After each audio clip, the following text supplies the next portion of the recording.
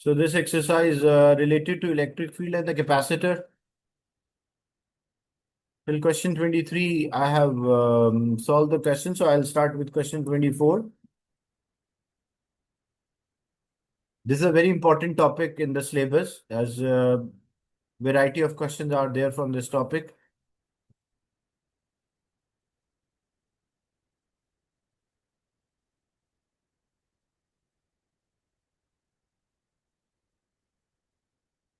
Okay.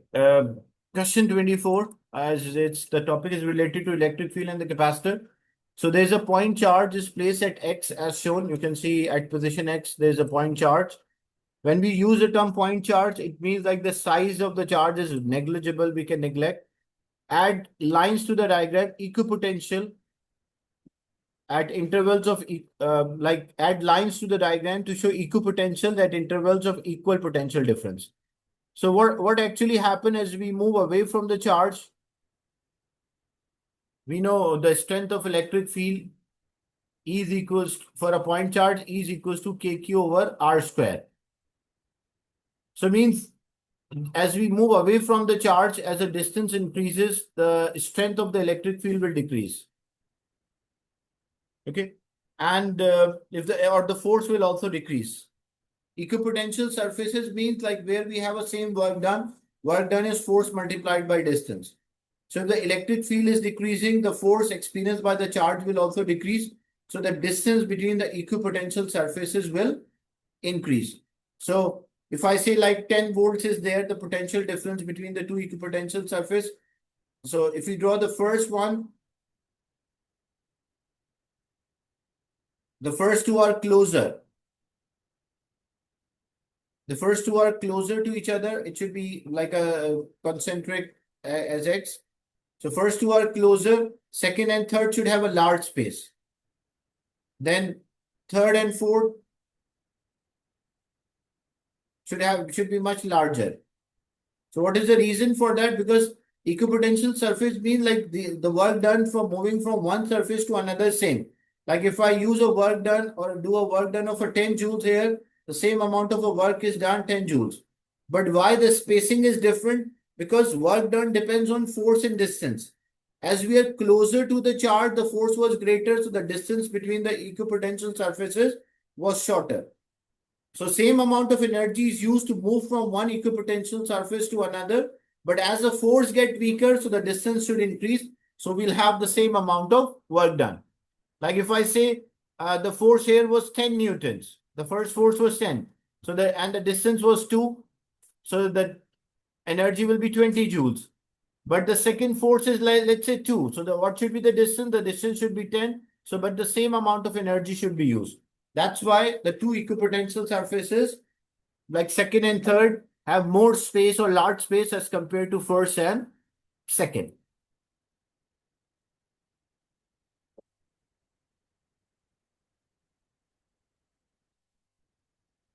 Next, we have a charge of minus 4.5 nanocoulomb is placed 4 centimeter from X.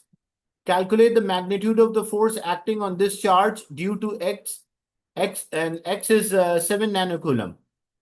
And it is opposite charge. So according to a Coulomb's law, when we have the two charges,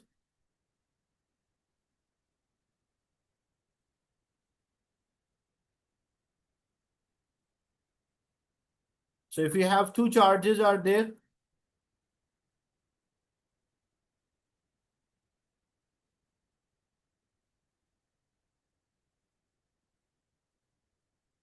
we have X, which was plus 7 nanocoulomb, and we have a charge which is placed 4 centimeters. So the point charge is there, 4 centimeter. Distance should be in meters, so 0.04 meter. And that's equals to minus 4.5 nanocoulomb. Nano means 10 power minus negative 9. We need the force. So according to Coulomb's law, the force of attraction or a repulsion between the 2 point charges is equals to KQ1 Q2 over R square. That's the Coulomb's law. It can be force of attraction or it can be force of repulsion. And Q1 and Q2, usually in the books, you will find written Q1, Q2 as capital. or we know the value of the K, which is 1 upon 4 pi epsilon. So we can also say F is equals to 1 upon 4 pi epsilon Q1, Q2 over R square, where R is the distance between the 2 point charges. So value of a K is 9 exponent 9. Either you can use this or this, it's the same thing. So the value of the K is 9 exponent 9. The first charge is 7 nano minus 9. The second charge is minus 4.5 nano. I'm just taking a magnitude of the charge. That's why I did not include the sign. You can include the sign as well.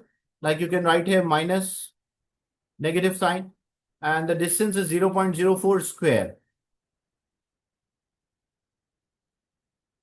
So when you simplify, this will give us a force 1.77. So the force is equals to 1.77 into 10 to the power minus 4 Newton. That's the force between the two charges.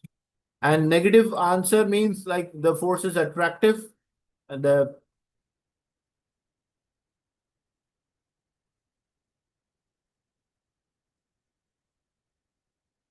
next is minus 4.5 nanocoulomb charge is moved from a distance 4 centimeter to 9 centimeter. Calculate a work done. So here, this was a point X, which was 7 nanocoulomb. And there was a charge which was negative 4.5 nanocoulomb. And initially it was placed 4 centimeter. Then what we did, we moved this charge to a new distance of 9 centimeter. The question is how much work is done to move from 4 centimeter to 9 centimeter.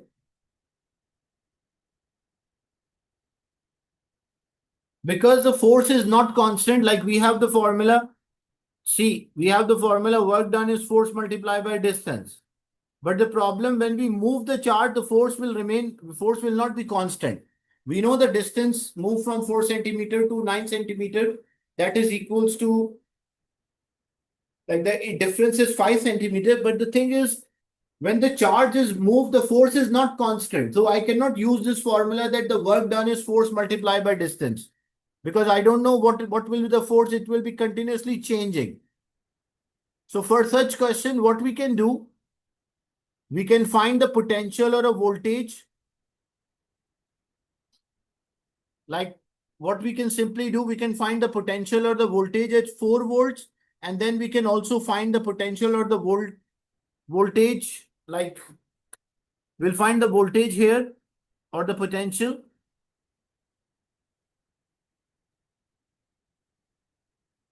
We find the voltage or a potential here, and we'll find the voltage and the potential, and we'll take a potential difference, like the voltage difference, and we have the formula that the voltage is work done per unit charge. So if I multiply the potential difference by a charge, I'll get the work done.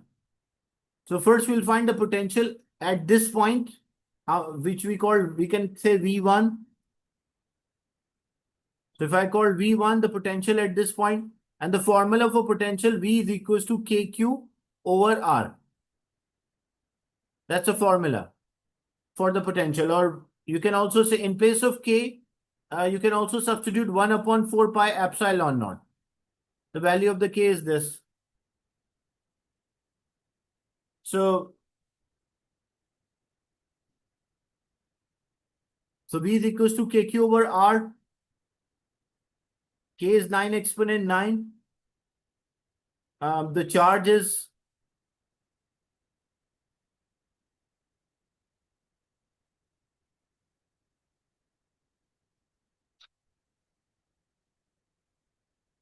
because which charge we will take here, as we are moving 4.5 nanocoulomb. So we'll take that charge. So it is minus 4.5 into 10 to the power minus 9 divided by the distance. What was the distance? The distance was 0.04.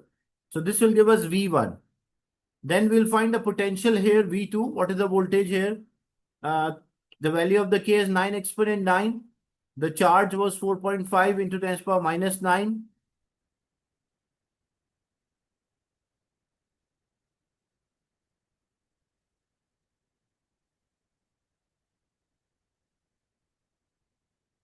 And just 1 minute, because when we're substituting Q here, Q is the source charge. Like the charge, it's not like the charge which we are moving, it's a charge which is responsible for this field, because we have a 7 nanocoulomb charge.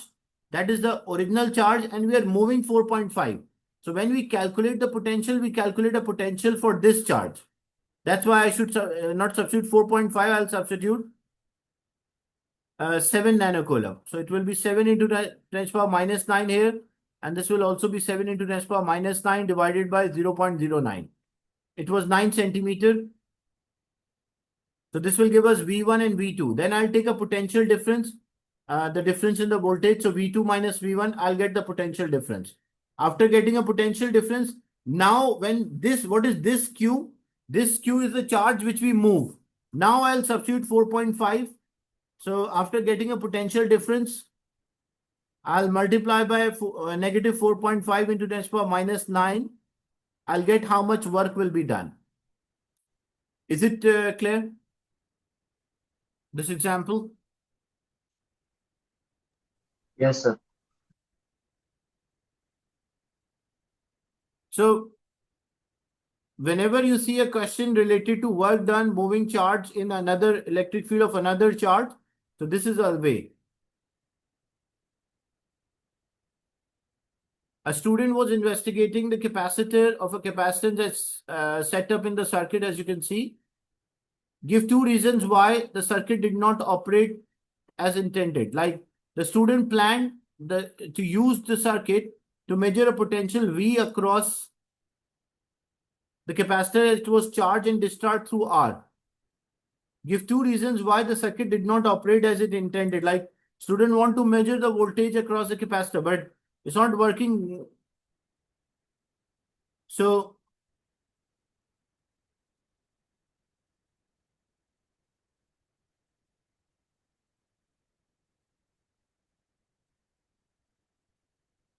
why it won't work? Like example, when the capacitor is charging, when the capacitor is charging, the voltmeter is not part of the circuit. You can see this voltmeter is not at all part of the circuit. That's why. So when the charging voltmeter is not across the C or it's not part of the circuit, and when it is discharging, like example at this point, so there is no resistor R, because he want a discharge through R. So if you want a discharge through R, the capacitor will discharge like this. So the R is not part of the circuit. And when the capacitor is charging, he cannot measure the voltage because the voltmeter is not part of the circuit. So potential across a V cannot be measured because when it is charging, the voltmeter is not part of the circuit. And when it is discharging, the resistor is also not part of the circuit. So these are the 2 reasons why this circuit won't work.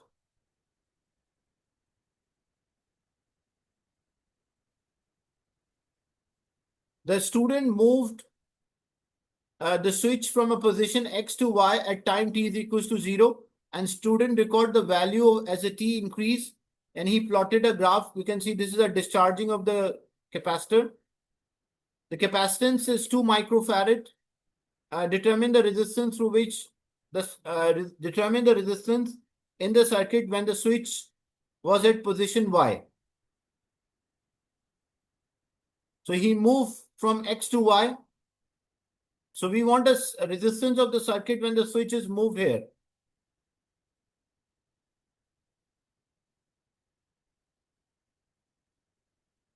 And the capacitance is given to us.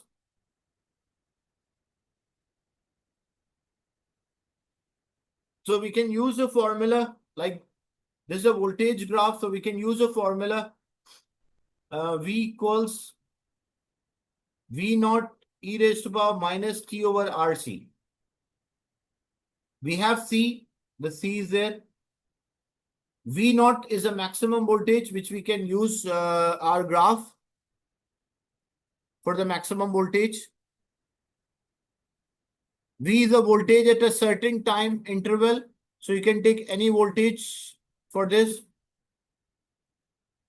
Like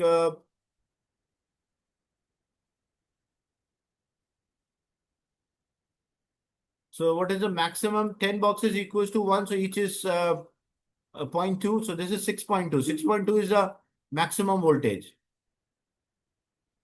If I'm taking this point, any time interval we can take for our calculation. So this after 10 seconds, it's how much? It's between 4.1 and 2, 4.2, 4 and 4.2. So it's 4.1. So this is V and the time is T. So I can use the formula V is equals to V naught e raised to power minus T over RC. What is V here? V is 4.1. V naught is 6.2. E raised to power minus T. You can take any time. I took 10. You can take 20, 15, any number. And relative V you will get. The time is 10 seconds. R is the resistance, which we don't know. And C is the capacitance, that is 2.2 micro. Now we simplify this 4.1. So this will be equals to 4.1 divided by 6.2. E raised to power minus 10 over R, and C is 2.2 micro. So 10 power minus 6. Now how to remove this E? We take ln both sides. So if I take ln both sides, I'll take ln here and I'll take ln. So this will become ln 4.1 divided by 6.2. And this ln and E will cancel out. So what we are left with, it's like minus 10 divided by R into 2.2 into 10 power minus 6. And because ln and E cancel out, so we are left with only this whole number. And ln 4.1 divided by 6.2. What is this value equals to? 4.1 divided by 6.2. First do 4.1 divided by 6.2 and then take ln. There are two logs on your scientific calculator. One is LO. Minus 0.18. How much? Minus 0.18. 93.1? No, minus 0.18. Okay, minus 0.18. So negative 0.18. Negative will cancel with negative. If I need R, so if I need R here, it will be 10 divided by 0.18 times 2.2 into 10 to the power minus 6. So when you simplify this, the value of the R will come out as 1.1 exponent 7. So this R is equals to 1.1 into 10 to the power 7 ohm. That's how we work out the resistance of the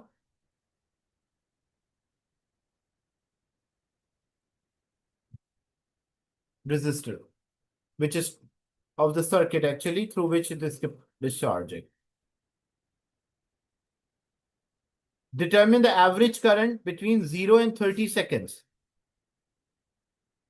So first what we do, we will find the charge at the original charge, and then we'll find the charge at how much charge is coming out when it is 30 seconds, and then we take a difference to know how much charge will flow. So we have the formula Q is equals to CV. We have the formula Q is equals to CV. First, we'll find what is the charge was there originally on the capacitor. The capacitance is 2.2 microfarad and the voltage across the capacitor was 6.2. So what was the original charge on the capacitor initially? So this is coming out as 1.36 into 10 to the power minus 5. That was the original charge. Now what is the charge when the capacitor at 30 seconds? So how we know at 30 seconds, we'll find what is the voltage at 30 seconds from the graph. So 30 seconds, how much is the voltage? It's 1.8. So what is the charge on the capacitor after 1.8 30 second means like 1.8 volts. So the capacitance is 2.2, 10 power minus 6, and this is 1.8. When we multiply, we know how much charge is there on the capacitor at that time interval. So that is equals to 3.96 into 10 power minus 6 coulomb. Then how much charge will flow? Like this was a charge originally on the capacitor, and this is a charge on the capacitor after 30 seconds. How much charge will flow out? That will be the difference. So if I take a difference of the two charges, if I subtract 1.36 exponent minus 5 from 3.96 exponent negative 6, so the difference of the charge will flow out, which is 9.64 exponent minus 6 coulomb. That is amount of charge will flow out. And I need the current. Current is charge divided by time. So if I need the current, which is a charge which will flow out divided by time. So this is the charge and the time interval is 30 seconds. So 9.64 into 10 power minus 6 divided by 30. We'll know how much charge will flow out from this. Oh, sorry. What is the current flow at that 30-second interval? Is it clear? This part? Yes, sir.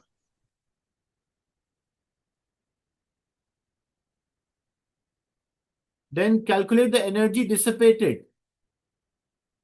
So if we need the energy, how much energy is wasted in from 0 to 30 second? We can calculate the energy stored on the capacitor. We have the formula, how energy stored on the capacitor is half CV square.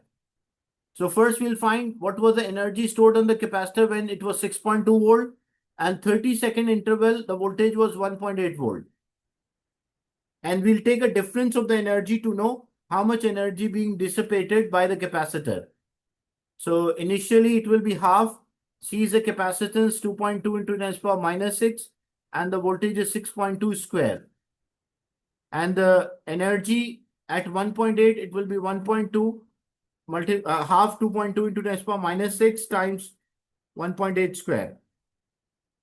So this is the energy initially, this is the energy at 1.8, and we just take a difference of the two energies to know how much energy is dissipated by this capacitor. So you just have to take a difference of the two values.